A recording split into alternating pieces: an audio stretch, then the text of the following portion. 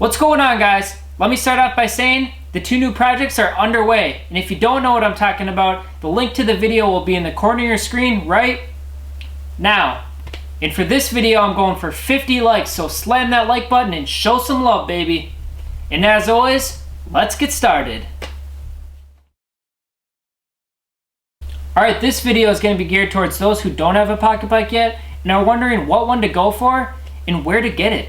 But I'm going to break this down by the least quality pocket bike out there and the best bike out there if you got some extra money to spend. And obviously, everything in between. The first pocket bike I'm going to talk about is the Cagllari, also known as the Keg. In my opinion, this is the bottom of the barrel of starter pocket bikes.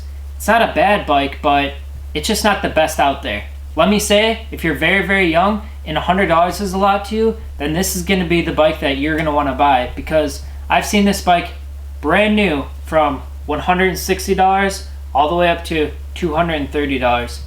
There are options to get used bikes, but let's talk about that in a little bit. Like I said, when I say this is the bottom of the barrel for pocket bikes, I don't mean it's the crappiest pocket bike, but it's just the cheapest price-wise. And I've seen more technical issues with these than any other bike on the market. Technical issues meaning the lifespan of the bike. You may see more problems pop up over the lifespan of your experience with it than the next pocket bikes I'm going to talk about. The reason I didn't go for this pocket bike when I was about 14 is simply because of the look. The fairings don't really have that crotch rocket appeal, and that's kind of what I was going for. As far as the engine, it's all the same. These pocket bikes generally just have the 49cc engines, and even some of the bigger size pocket bikes still have that 49cc engine, so you're not really getting away from the engine when you're moving up. It's more about the look and maybe the shape of the bike, but generally the parts are the same, so that's kind of what I look for. But as far as the Cagllari goes, I have seen cool looking ones.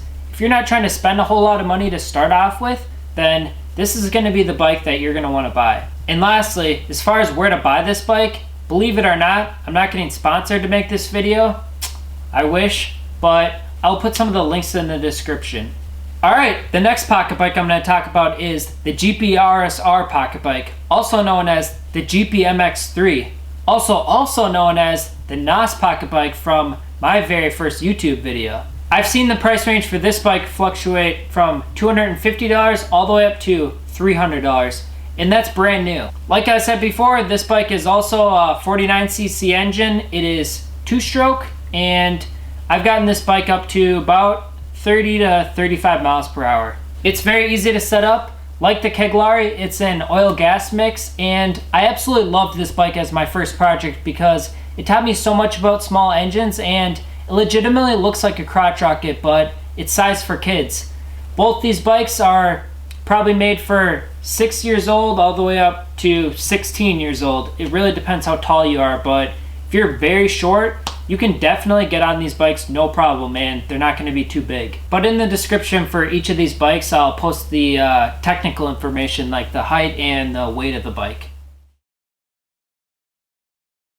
Alright, let's get into the next category. These are going to be the super pocket bikes. These are going to be taller and are going to generally have bigger engines than the traditional 49cc motors. I'll start off by saying if you're concerned about your knees being flared out while you're riding, the Superbike is going to be for you.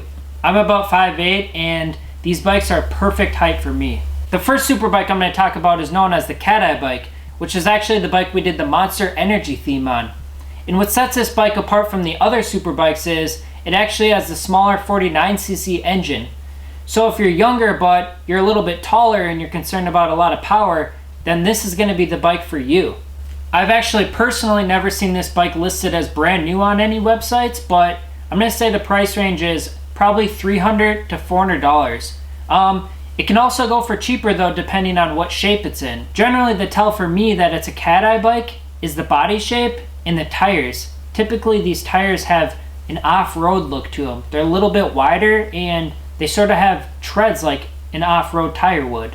Guys, the Cagllari bike I picked up was a complete disaster. I paid about $150 for it. It never really ran properly, and unfortunately at the time I didn't have the money to put a new engine in it. What killed me is it's a great looking bike.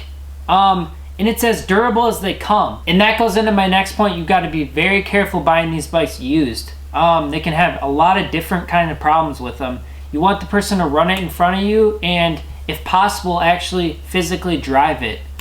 The Cagllari also has working turning signals and headlights, which definitely puts you above the traditional pocket bike.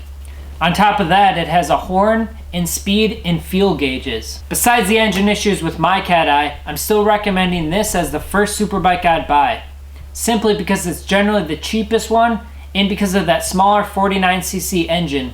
This is absolutely perfect for a teenager that wants to get into this hobby. And that brings me to the next group of Superbikes I'd recommend to buy, the X series. Anything from the X1 all the way up to, I believe, the 2016 X22.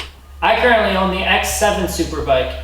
Guys, if you're serious about this hobby, these are the bikes to buy. The price range for the X7 specifically is about $600 at the very cheapest and probably about $1,000 at the most.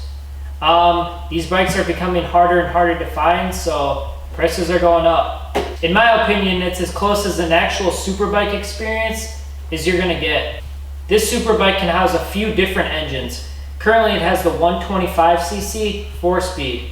Stock, it is the 110cc.